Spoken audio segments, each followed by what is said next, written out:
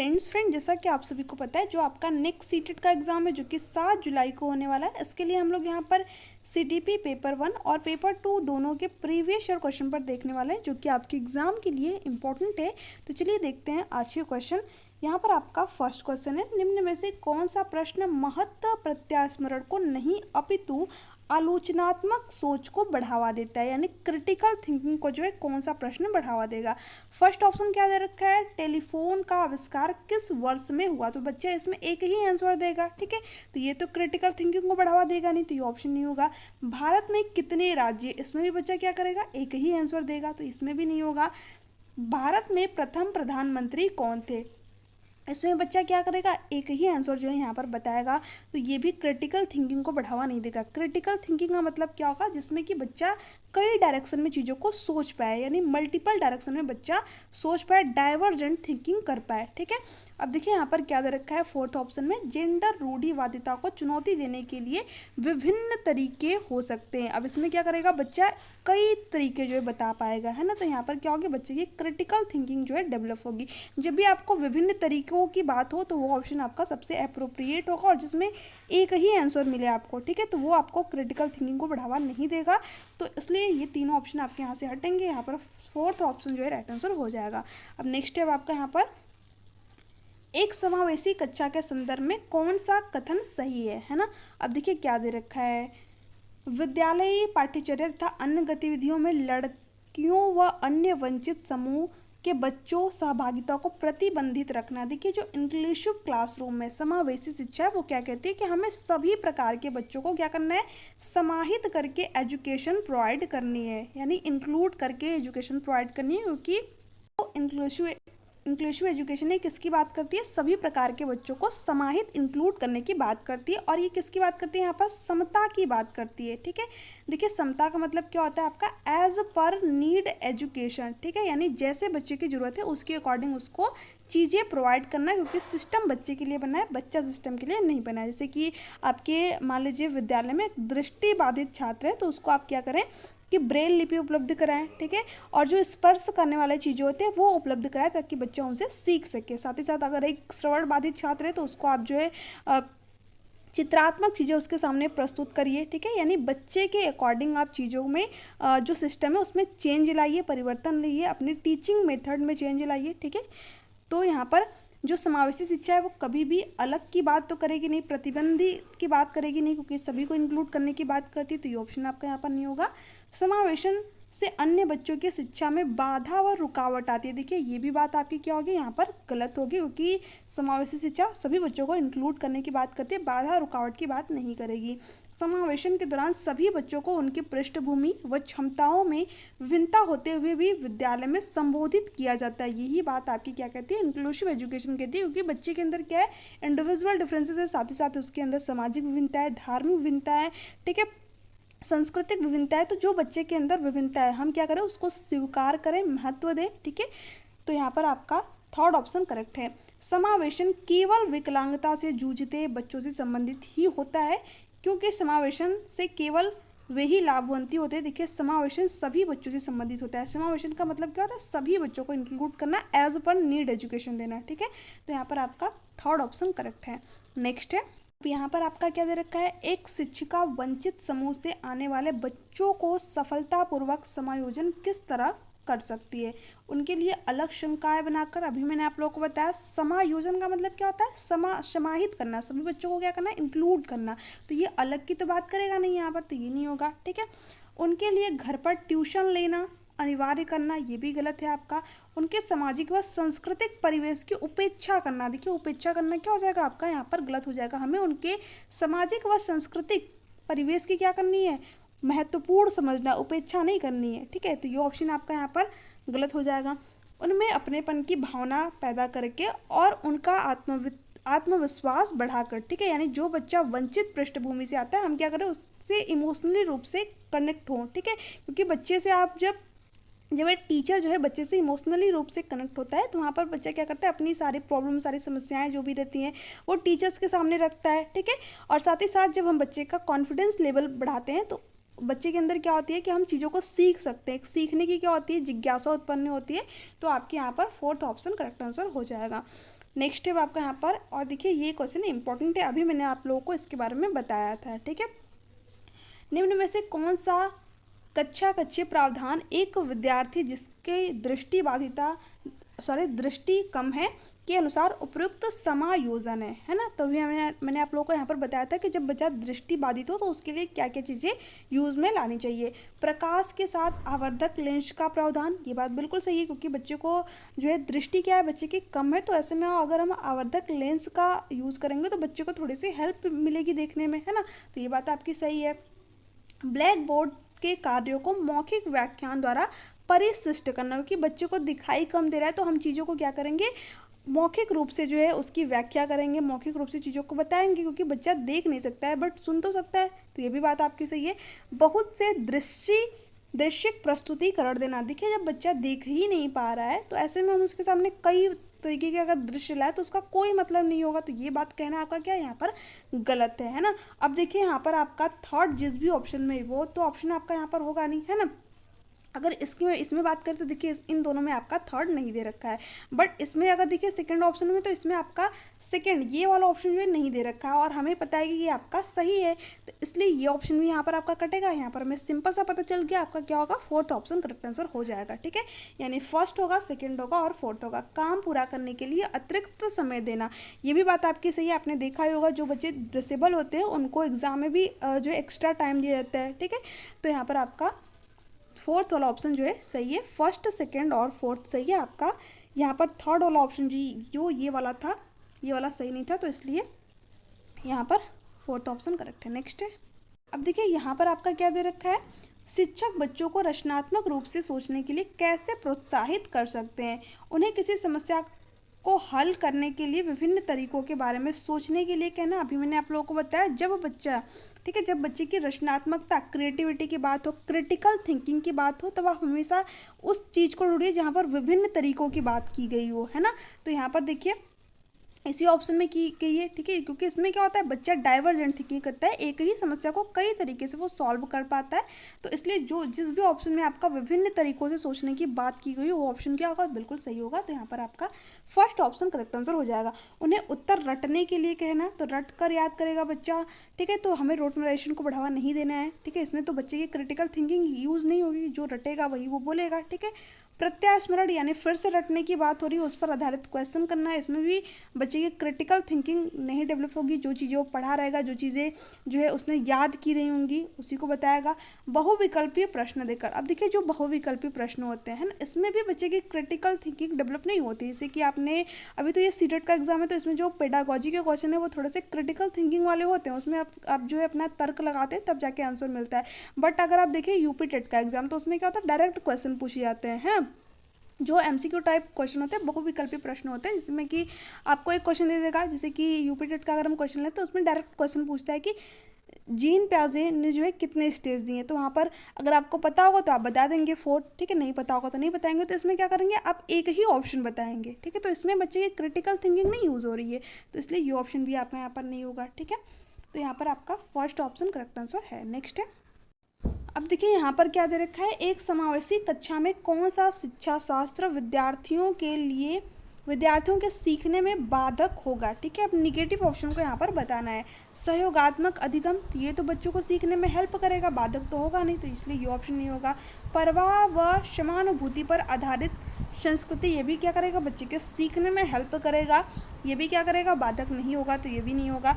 मानकीकृत निर्देश, ये क्या होगा, बच्चे के सीखने में बाधा उत्पन्न करेगा, ठीक है। यानी एक ही तरीके से बच्चों को जो है निर्देश देना, फिक्स्ड कर देना, तो ये क्या करेगा, बच्चे के सीखने में जो है बाधा उत्पन्न करेगा, और हमें यही बताना था। थर्ड ऑप्शन आपका यहाँ पर करेक्ट हो जाएगा। उचित समायोजन जब होगा तभी बच्चे के जो है सीखने में बाधा उत्पन्न नहीं होगा, ठीक है। तो इसलिए ये ऑप्शन भी नहीं होगा, हमें वो ऑप्शन बताना था जिसमें कि बच्चे के सीखने में बाधा उत्पन्न हो, तो थर्ड वाला ऑप्शन आपका यहाँ पर करेक्ट है। नेक्स्ट है आपका यहाँ पर प्रभावशाली शिक्षण कब होता है, जब व्यक्तिगत विभिन्नताओं को अनदेखा व खारिज किया जाए। देखिए मैंने आप लोगों को बताया हमें कभी भी इंडिविजुअल डिफरेंसेस या फिर बच्चे में किसी भी प्रकार का डिफरेंसेस है उसको अनदेखा नहीं करना है, उसको एक साधन, एक रिसोर्स के रूप में यूज़ करना है ना। क्योंकि प्रत्येक बच्चा दूसरे बच्चे से अलग होता है, उसकी एम्पलीट्यूड अलग होती है, उसकी आवश्यकताएँ अलग होती है ना। और साथ ही साथ उसके अंदर जो उसका समाज होता है वो अलग अलग समाज से आ सकता है, अलग अलग उसकी संस्कृति हो सकती है, अलग अलग उसके धर्म हो सकते हैं। तो हम उसको अनदेखा नहीं कर सकते, खारिज नहीं कर सकते, ठीक है। हम उसको एक संसाधन के रूप में यूज़ करेंगे। जब संप्रत्यों को अमूर्त बनाकर व असंदर्भित तरीके से पढ़ाया जाए, नहीं, हमें क्या करना चाहिए, मूर्त से अमूर्त की तरफ बच्चों को पढ़ाना चाहिए और संदर्भ में पढ़ाना चाहिए, कॉन्टेक्ट में, ठीक, सॉरी, संदर्भ में पढ़ाना चाहिए, ठीक है। तो ये ऑप्शन आपका नहीं होगा क्योंकि असंदर्भ दे रखा है। जब कक्षा का वातावरण भय और तनाव पर आधारित हो, देखिए हमें कक्षा में भय और तनाव पर आधारित वातावरण नहीं क्रिएट करना है, हमें क्या करना है, भय और तनाव से मुक्त वातावरण क्रिएट करना है ना। तो ये ऑप्शन नहीं होगा। तो यहाँ पर हमें सिंपल सा पता चल गया, फोर्थ ऑप्शन आपका करेक्ट है। जब सीखने में संवेयों के प्रयोग को स्वीकार व संबोधित किया जाए, ये बात आपकी यहाँ पर बिल्कुल सही है। बच्चे के अंदर जो उसकी इमोशन है उसको क्या करना चाहिए, स्वीकार करना चाहिए और उसको संबोधित करना चाहिए, ठीक है। तो आपका यहाँ पर फोर्थ ऑप्शन करेक्ट है। नेक्स्ट है, अब देखिए यहाँ पर क्या दे रखा है आपका, निम्नलिखित में से कौन समस्या समाधान में बाधा डालता है ना। समस्या समाधान में शामिल विभिन्न चरणों के बारे में बोलकर सोचना, ठीक है। उसके बाद में दे रखा है सुलझाए हुए उदाहरणों पर चिंतन करना, तो ये तो समस्या समाधान में बाधा नहीं डालेगा, तो ये ऑप्शन आपका नहीं होगा। समस्या का प्रतिनिधित्व करने के एक ही तरीके पर अटक जाना, देखिए ये बात क्या करेगी, आपके समस्या समाधान में बाधा डालेगी, क्योंकि जब हम एक ही तरीके से किसी समस्या को सॉल्व करेंगे तो हो सकता है कि वो समस्या सॉल्व ही ना हो, ठीक है। हमें क्या करना चाहिए, समस्या को अलग अलग तरीके से सॉल्व करने की कोशिश करनी चाहिए। तो यही बात आपकी यहाँ पर सही, क्योंकि निगेटिव ऑप्शन हमें यहाँ पर पूछ रखा था, ठीक है। साथियों के साथ विचार मंथन और चर्चा करना, देखिए जब आप साथियों के साथ में किसी समस्या पर विचार मंथन और चर्चा करेंगे तो वहाँ पर अलग अलग जो है जो फ्रेंड्स हैं उनके अलग अलग थॉट्स होंगे, अलग अलग विचार होंगे, अलग अलग चीज़ें सामने आपके आएंगी, ठीक है। तो आपको समस्या को सॉल्व करने के कई तरीके मिलेंगे यहाँ पर, है ना। तो ये ऑप्शन भी आपका यहाँ पर नहीं होगा कि ये बाधा नहीं डालेगा, हेल्प करेगा, ठीक है। तो तीनों बातें आपके यहाँ पर जो है गलत हो जाएंगे। यहाँ पर थर्ड ऑप्शन सही हो जाएगा क्योंकि हमसे निगेटिव ऑप्शन पूछ रखा था। नेक्स्ट है, स्वयं को एक ज्ञाता के रूप में समझने की क्षमता क्या कहलाती है। देखिए जब बच्चा स्वयं का ज्ञाता हो, ठीक है, स्वयं के बारे में जान पाए, स्वयं के बारे में, स्वयं की रुचि, स्वयं की आवश्यकताओं के बारे में जान पाए, तो वहाँ पर क्या होता है, आपका मेटाकॉग्निशन होता है, चिंतन के ऊपर चिंतन करना।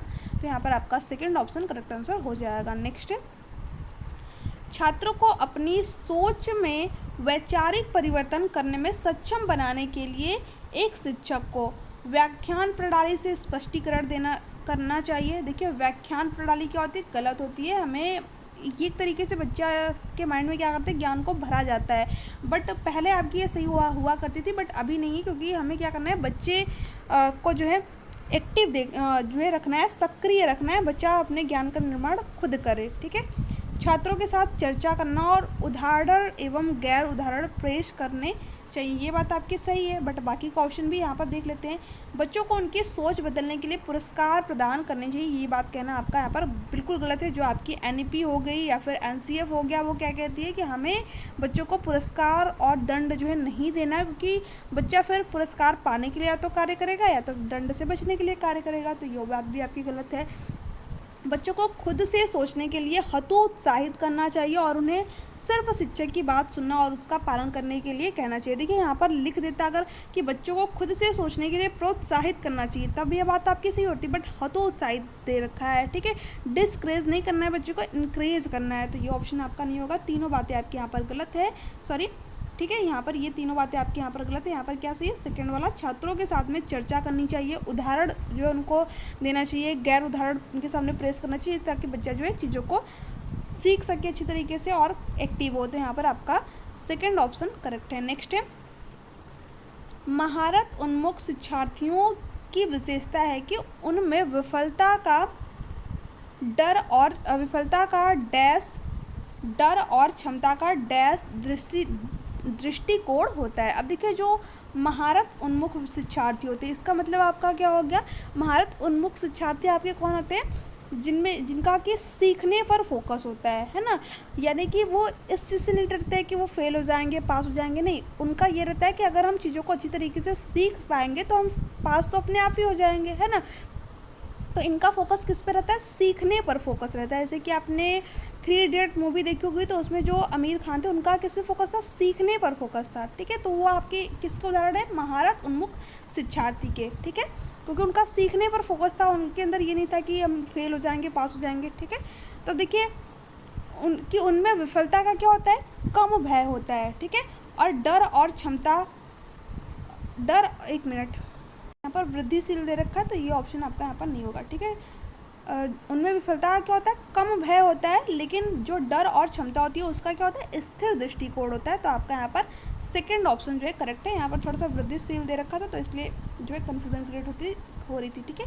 ये तीनों ऑप्शन आपके यहाँ से हटेंगे। ध्यान में रखिएगा, जो महारत उन्मुख शिक्षार्थी है उसमें जो है विफलता का कम भय हुआ, क्योंकि उसका सीखने पे फोकस रहेगा, वो थोड़ी डरेगा कि हम जो है फेल हो जाएंगे, पास हो जाएंगे, उसका तो सीखने पे फोकस है, ठीक है। और उसके बाद डर और क्षमता का क्या रहेगा, स्थिर दृष्टिकोण रहेगा। तो आपका यहाँ पर सेकंड ऑप्शन करेक्ट है। नेक्स्ट स्टेप आपका यहाँ पर इंपॉर्टेंट क्वेश्चन था, ये आपके 21 जनवरी को जो एग्जाम हुआ था उसमें भी पूछा गया था, है ना। तो ध्यान से जो है इस क्वेश्चन को देखिए। अब देखिए यहाँ पर क्या दे रखा है, एक शिक्षक विद्यालय में विभिन्न सांस्कृतिक कार्यक्रमों का आयोजन करता है जिसमें भारत के विभिन्न त्यौहार तथा परंपराओं को प्रदर्शित किया जाता है। कार्यक्रम आयोजन के क्या उद्देश्य होने चाहिए, ठीक है। अब देखिए यहाँ पर क्या है, सहयोगात्मक अधिगम को बढ़ावा देना, बिल्कुल सही बात है। जब जो टीचर है वो क्या कर रहा है, विभिन्न संस्कृति, ठीक है, विभिन्न जो है कल्चर के लोग वहाँ पर आ रहे हैं, विभिन्न त्योहारों के बारे में वो यहाँ पर जो है कार्यक्रम करा रहे हैं, परंपराओं को प्रदर्शित कर रहे हैं। तो ये क्या कर रहे हैं, कहीं ना कहीं सहयोगात्मक अधिगम को बढ़ावा दे रहे हैं। तो ये बात आपकी बिल्कुल सही है। विविधता का सम्मान, ये भी हो रहा है यहाँ पर, ठीक है। टीचर क्या कर रहा है, विविधता का सम्मान कर रहा है यहाँ पर, ठीक है, क्योंकि वो अलग अलग संस्कृति, अलग अलग जो है समाज से जो है लोगों को इकट्ठा कर रहे हैं यहाँ पर, एक तरीके से उनके परंपराओं और उनके त्यौहारों के बारे में बता रहे हैं। तो ये क्या कर रहे हैं, विविधता का सम्मान कर रहे हैं। तो ये भी बात आपकी सही है। सृजनात्मकता को बढ़ावा देना, क्रिएटिविटी को जो है यहाँ पर बढ़ावा दिया जा रहा है। जब बच्चा जो है अलग अलग समाज, अलग अलग संस्कृति, अलग अलग जो है त्यौहार को यहाँ पर देखता है, अलग अलग परंपराओं के बारे में जानता है, तो जो उसकी क्रिएटिविटी है, ठीक है, वो क्या होती है, बढ़ती है। क्रिएटिविटी जो है निकल कर सामने आती है। तो तीनों बातें आपके यहाँ पर सही है, ठीक है। अब फोर्थ क्या दे रखा है, रूढ़िवादिता को बढ़ावा देना, नहीं, बढ़ावा देने की बात नहीं हो रही है यहाँ पर, ठीक है। तो ये ऑप्शन तो आपका यहाँ पर नहीं होगा। फोर्थ वाला जिसमें भी दे रखा है वो ऑप्शन आपका यहाँ से हटेंगे। यहाँ पर क्या होगा हमारा, फर्स्ट, सेकेंड और थर्ड, क्योंकि इन तीनों में क्या दे रखा है, फोर्थ दे रखा है। तो यहाँ पर फर्स्ट, सेकेंड और थर्ड क्या हमारा राइट आंसर हो जाएगा, है ना। ध्यान में रखिएगा। नेक्स्ट है, एक शिक्षक में निम्नलिखित गुण होने चाहिए। देखिए शिक्षक होता है उसमें क्या क्या गुण होने चाहिए, सहानुभूति, ठीक है, देखभाल का गुण होना चाहिए शिक्षक में, ठीक है, प्रामाणिकता का भी गुण होना चाहिए, और असहिष्णुता नहीं होनी चाहिए, सहनशीलता होनी चाहिए। तो ये ऑप्शन आपका यहाँ पर हटेगा। यहाँ पर फर्स्ट होगा, सेकेंड होगा और थर्ड होगा। तो किस में दे रखा है, आपके थर्ड ऑप्शन में। तो यहाँ पर थर्ड ऑप्शन करेक्ट आंसर हो जाएगा। अब यहाँ पर क्या दे रखा है, बच्चों को आंतरिक रूप से प्रेरित करने के लिए एक प्रभावी तरीका है, ठीक है, इंटरनल मोटिवेशन की यहाँ पर बात हो रही है। पुरस्कार प्रदान करना, तो ये आपका क्या हो जाएगा, एक्सटर्नल मोटिवेशन का उदाहरण हो जाएगा। इंटरनल रूप से बच्चा इसमें अभिप्रेरित नहीं होगा। एक आपका होता है आंतरिक अभिप्रेरणा, एक होता है आपका बाह्य अभिप्रेरणा, है ना। ये दोनों क्या होते हैं, जिसके बारे में थोड़ा सा समझ लीजिए। देखिए जो आंतरिक अभिप्रेरणा होगा, इसमें क्या करेगा बच्चा, अपनी जिज्ञासा के लिए किसी कार्य को करेगा, ठीक है, यानी अंदर से अभिप्रेरित रहेगा, अपनी रुचि के लिए किसी कार्य को करेगा। तो वहाँ पर आपका आंतरिक अभिप्रेरणा, इंटरनल मोटिवेशन होगा, ठीक है। बाह्य अभिप्रेरणा क्या होगा, जिसमें बच्चा किसी बाहरी चीज़ के लिए कार्य को करेगा, प्रतियोगिता जीतने के लिए कर सकता है, ठीक है, दंड से बचने के लिए किसी कार्य को कर सकता है, पुरस्कार पाने के लिए किसी कार्य को कर सकता है। तो वो क्या होता है आपका एक्सटर्नल मोटिवेशन, यानी बाहरी कारक होता है, ठीक है, किसी कार्य को करने का, ठीक है। अब देखिए पुरस्कार प्रदान करना, तो इसमें जो मोटिवेशन है उसका कारण क्या है, बाहरी कारण है ना। पुरस्कार के लिए बच्चा कार्य कर रहा है, तो ये क्या होगा आपका एक्सटर्नल, बाह्य मोटिवेशन का उदाहरण होगा। दंड देना, ये भी क्या होगा, बाह्य एक्सटर्नल मोटिवेशन का उदाहरण होगा। हमें यहाँ पर आंतरिक बताना है, तो ये दोनों ऑप्शन नहीं होगी। सीखने का एक ऐसा माहौल बनाना है जो अपनेपन और स्वायत्तता की भावना को बढ़ावा देता है। ये बात आपकी बिल्कुल सही, जिसमें कि बच्चा जो है खुद चीज़ों को सीख सके, है ना। तो ये यहाँ पर सही है। सूचना के पूर्ण अनुपालन और निष्क्रिय ग्रहण को प्रोत्साहित करना, ये बात जो है आपके यहाँ पर कहना गलत है। बच्चा क्या होना चाहिए, एक्टिव होना चाहिए, बट यहाँ पर निष्क्रिय दे रखा है तो ये ऑप्शन आपका यहाँ पर हटेगा। नेक्स्ट है, अब आज का लास्ट क्वेश्चन। 5 साल का रेशम तर्क करता है कि एक चौड़े ग्लास से एक लंबे ग्लास में डाला गया पानी मात्रा में अधिक हो गया है ना। रेशम कितने साल का है, 5 साल का, यानी वो जीन प्याजे की कौन सी स्टेज में, सेकंड स्टेज में, इसके बारे में मैंने आप लोगों को बताया है। तो ये कितने साल का होगा, 2 से 7 साल का होगा। जो जीन प्याजे थी इन्होंने कितने स्टेजेस थी, 4 स्टेज। पहली क्या है इनकी, सेंसरी मोटर स्टेज, जिसमें कि बच्चा जन्म से 2 साल का होता है। दूसरी प्री ऑपरेशनल स्टेज, जिसमें कि बच्चा कितने साल का होता है, 2 से 7 साल का होता है। और तीसरी क्या है आपकी, कॉन्क्रीट ऑपरेशनल स्टेज, जिसमें कि बच्चा 7 से 11 साल का होता है। और लास्ट इनकी फॉर्मल ऑपरेशनल स्टेज, जिसमें कि बच्चा 11 एबव होता है ना। अब देखिए जो इनकी दूसरी स्टेज है 2 से 7 साल की स्टेज, उसके बारे में यहाँ पर पूछ रखा है। यहाँ पर जीन प्याजे का नाम नहीं दिया है आपको, बट उनसे रिलेट करके क्वेश्चन पूछिए, जो उनकी स्टेजेस है उनसे रिलेट करके यहाँ पर क्वेश्चन पूछा है, ठीक है। तो वो 5 साल का रेशमा जो है तर्क क्या रमेश जो है क्या तर्क यहाँ पर कर रहा है कि एक चौड़ा ग्लास है, ठीक है। यहाँ पर देख लेते हैं, एक चौड़ा ग्लास है, इसमें जो है पानी भरा हुआ है। और एक क्या है, एक आपका लंबा ग्लास है, ठीक है। और इसमें भी आपका सेम जितना इसमें वाटर है, एक मिनट में थोड़ा सा गलत बना दी हूँ, यहाँ पर एक चौड़ा ग्लास है आपका, यहाँ पर एक क्या है, लंबा ग्लास है, ठीक है। इन दोनों में सेम वाटर भरा है। इसमें भी जो है मान लीजिए 1 लीटर वाटर है, इसमें भी 1 लीटर वाटर है ना, सॉरी 1 लीटर पानी है और इसमें भी 1 लीटर पानी है, ठीक है। अब दोनों में जो पानी की मात्रा है वो तो सेम है, बट बच्चा क्या करेगा, वो कहेगा नहीं लंबे वाले गिलास में पानी जो है ज़्यादा है, या फिर जूस जो है ज़्यादा है, तो हम इसमें लेंगे, ठीक है। यानी बच्चा क्या है, अभी कंजर्वेशन नहीं कर पा रहा है, संरक्षण नहीं कर पा रहा है, यानी वो इस चीज़ को नहीं समझ रहा है कि अगर हम शेप या फिर साइज को चेंज कर दें तो जो क्वांटिटी है, जो मात्रा, उसमें कोई भी फ़र्क नहीं पड़ता है ना। तो ये बच्चा कब नहीं कर पाता है, जब वो बच्चा प्याजे के सेकंड स्टेज में होता है, 2 से 7 साल का होता है। तो ये बात आपकी बिल्कुल सही दे रखी है, क्योंकि बच्चा 5 साल का है तो 2 से 7 साल के अंदर आएगा, ठीक है। रीजन क्या दे रखा है, मूर्त संक्रियात्मक अवस्था में बच्चे समस्याओं को व्यवस्थित और तार्किक तरीके से हल नहीं कर पाते हैं।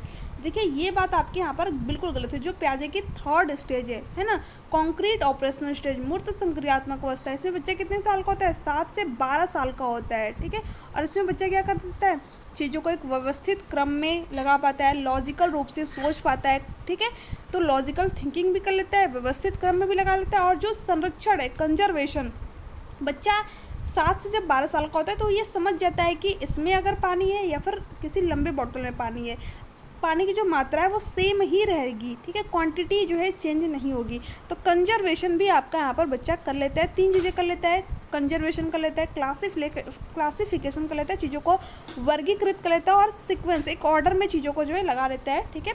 तो 3 चीज़ें आपको ध्यान में रखनी है जब बच्चा कॉन्क्रीट ऑपरेशनल स्टेज में होगा, प्याजे की 3rd स्टेज में होगा, 7 से 12 साल का होगा तब, ठीक है। 3 चीज़ें वो कर लेगा, क्लासिफिकेशन, कंजर्वेशन और सीरिएशन, ठीक है। इंपॉर्टेंट है, ध्यान रखिएगा, यहाँ से आपके एग्जाम में क्वेश्चन बने हुए हैं। तो आई होप कि आप लोगों को ये क्वेश्चन समझ में आया होगा। तो यहाँ पर क्या है, आर तो आपका गलत दे रखा है, तो आर तो सही नहीं होगा, ठीक है। अब देखिए ए सही है लेकिन आर क्या है, गलत है, ये बात आपके यहाँ पर सही है। ए और आर दोनों तो गलत नहीं है, क्योंकि ए वाला क्या है यहाँ पर सही था, आर क्या है गलत है, तो यहाँ पर 3rd ऑप्शन में दे रखा है। तो फ्रेंड्स ये थे आपके आज के क्वेश्चन कैसे लगे नीचे कमेंट सेक्शन में कमेंट करके जरूर बताइएगा। वीडियो अच्छी लग रही हो तो चैनल को सब्सक्राइब कर लीजिएगा और वीडियो को लाइक कर दीजिएगा, और चैनल को सब्सक्राइब कर लीजिएगा, वीडियो को लाइक कर दीजिएगा, और वीडियो को ज़्यादा से ज़्यादा शेयर कीजिएगा, क्योंकि देखिए वीडियो को बनाने में बहुत मेहनत लगती है। तो अगर आपको वीडियो अच्छी लग रही है तो प्लीज़ चैनल को सब्सक्राइब कर लीजिएगा। और देखिए बहुत सारे अभ्यर्थी मुझे कमेंट करके पूछ रहे थे कि PDF कहाँ पर मिलेगी, तो PDF आप लोगों को टेलीग्राम चैनल पर मिल जाएगी। टेलीग्राम का लिंक आप लोगों को नीचे डिस्क्रिप्शन बॉक्स में मिल जाएगा, और टेलीग्राम चैनल से ज़रूर ज्वाइन हो जाएगा, क्योंकि यहाँ पर मैंने आप लोगों को हैंड रिटन नोट्स बिल्कुल फ्री प्रोवाइड किए हुए हैं, और बिल्कुल शॉर्ट फॉर्म में नोट्स है, सीटेड पेपर 1 और पेपर 2 दोनों के। तो जो भी अभ्यर्थी नोट्स प्रिपेयर नहीं कर पा रहे हैं, या फिर उनको जो है किसी तरीके का आइडिया नहीं मिल रहा है कि नोट्स किस तरीके के बनाएं, तो देखिए वहाँ से आपको बहुत हेल्प मिलेगी। उस नोट्स को एक बार देखिए, और अपने भी एकदम शॉर्ट्स नोट उसी तरीके की बिल्कुल बनाइए, बिल्कुल शॉर्ट फॉर्म में नोट्स है, पेपर 1 और पेपर 2 दोनों के 50-50 पेज के आपके नोट्स है, बिल्कुल ईजी है। आप चाहो तो उनको जो है 20 दिन में रीड कर सकते हैं, और अपने प्रीवियस ईयर क्वेश्चन पेपर को सॉल्व करेंगे, और अपने एग्जाम में अच्छा स्कोर कर पाएंगे। तो फ्रेंड्स आप उन नोट्स को एक बार जरूर रीड करें, बहुत ही इंपॉर्टेंट नोट्स है, बहुत बहुत मेहनत से बनाए गए हैं, ठीक है। तो आई होप कि आप लोगों को आज का सेशन पसंद आया होगा। इसके अलावा आपकी कोई भी डाउट हो, कोई भी क्यूरीज हो, तो आप नीचे कमेंट सेक्शन में कमेंट करके पूछ सकते हैं या फिर मुझे टेलीग्राम पर भी मैसेज कर सकते हैं। तो चलिए मिलते हैं आपसे नेक्स्ट क्लास में, तब तक के लिए bye bye, take care, thanks for watching.